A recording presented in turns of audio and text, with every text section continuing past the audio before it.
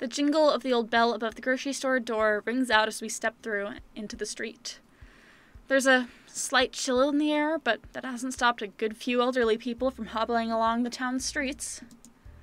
Aside from the needing to tell Eve she couldn't have this sugary snack or that as we walked around, shopping ended up being a quiet affair.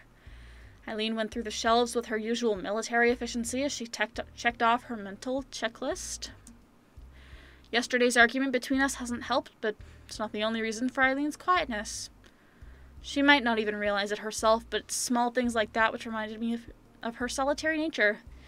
That ability to tune others out so easily isn't something that comes naturally, at least to me.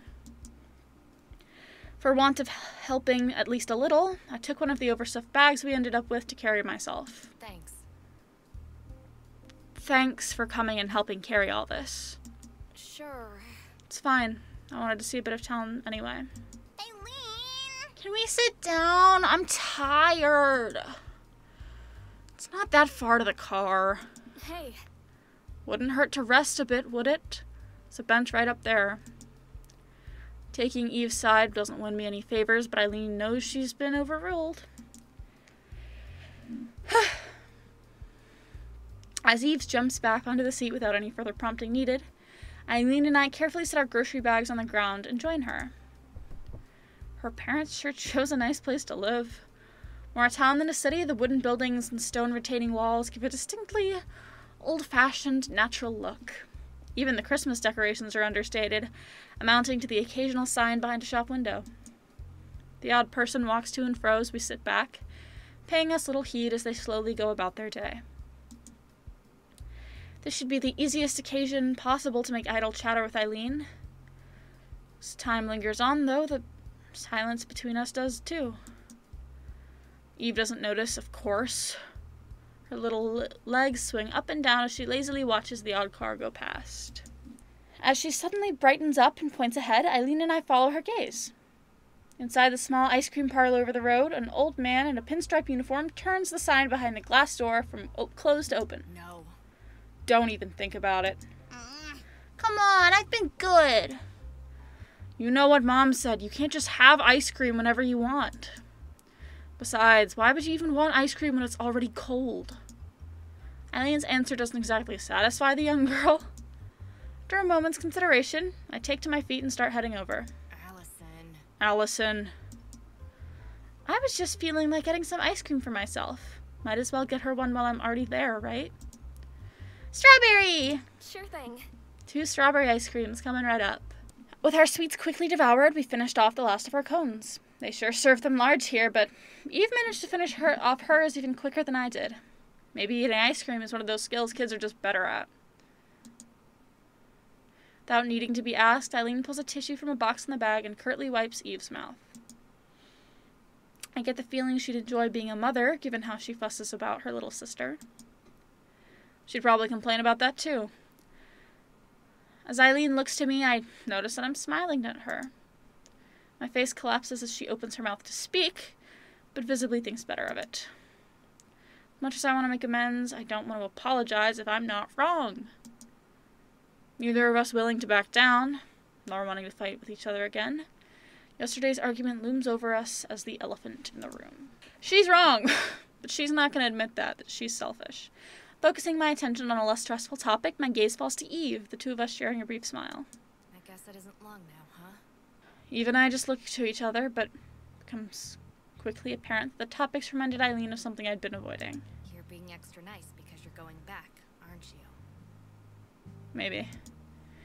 As Eve looks to and fro between Eileen and I tried my best to hide my disappointment in being found out. I was trying to think of a better way to break it before Eileen handled it so bluntly. Couldn't last forever, but I wanted to keep enjoying these carefree days just a little while longer. Maybe it was selfish of myself not to make myself clearer, but... Wait, you're going? Yeah, babes, I'm leaving. Well, I do have my own family I want to spend time with. Despite my best efforts to try and deliver the news as gently as possible, her bottom lip starts to quiver. Both of us panic a little as it becomes clear Eve's about to crack. Eve? Her composure collapses as she reaches over, her face weeping as she stuffs it into my stomach and grabs at my skirt. I don't want you to go, Allison. Stay here. I want you to stay. Oh, that's sad. That is so crazy how my girlfriend, your sister, doesn't feel the same way. This has gone about as awfully as it could have gone. Glaring at Eileen in frustration, I seem to have made my feelings clear to her as she turns rather sheepish. As Eve cries into my stomach, I stroke her shuddering head reassuringly, speaking as calmly as I can. Come on now. Do you want me to remember you crying? Or with a big smile? My gentle suggestion seems to work, as Eve pulls back and sniffs hard, her little cheeks stained red. She doesn't manage a smile, but I'll take what I can. There we go. That's more like the Eve I know. Aw, cutie patootie. It's been so much fun playing with you. So, I wanted to thank you with a little something for being such a good girl. Aw. You're gonna come back, right? Definitely. Don't worry. I'll come back. Maybe you could even come to Utah and see my home for yourself. Yeah. I might not be dating your sister anymore, but you know, I'll come back. Whoops. As she clumsily wipes her eyes, I give a big smile. Really? Eileen just scratches the back of her head, trying not to make things worse.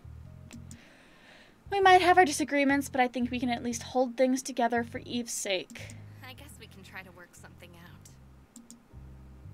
Eileen's pissing me off. Eve looks from Eileen back to me, taking my hand in both of hers with as much strength as her little hands can muster. Promise me. We're gonna play again, right? I promise.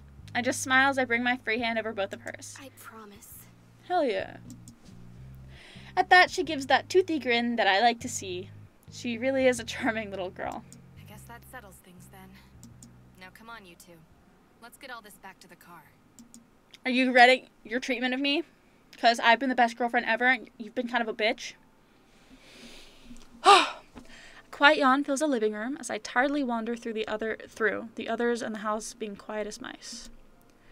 Really should have just gone to bed early, like the others, in hindsight. Restless from the thought of the trip back, I ended up sitting around and watching television long after Eileen left for bed. Try as I might to find her to say goodnight. Before going to sleep, though, she's nowhere to be seen.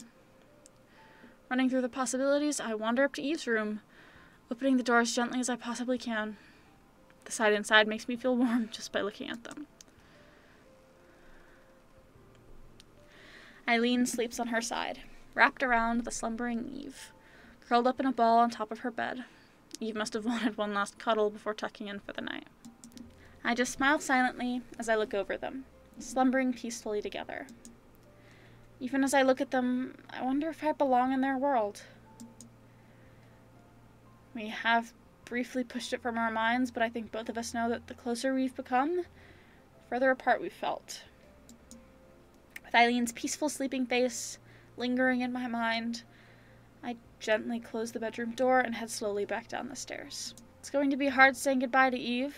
It's been nice to have a little sister, and I think she's enjoying having two older sisters doting over her just as much.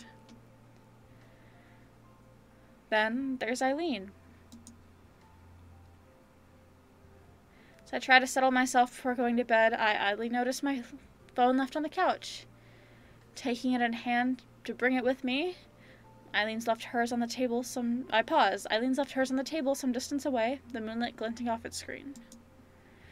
My heart stings as I turn on my own and unlock the display. Only the oppressive quiet is here to keep me company as I look down, a heavy weight weighing on me as I ponder. Eileen always did enjoy playing with her new phone. In time, she'll hear what I was too cowardly to say.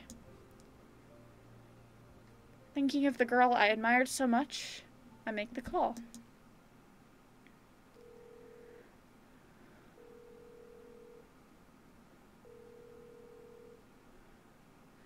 Doesn't go answered. She never changed the default voicemail message. As the uncharacteristically cheerful tone asks me to leave a message, my voice is barely a whisper for fear of waking them. When I said that we had a family with our little art club at college, I really did mean it.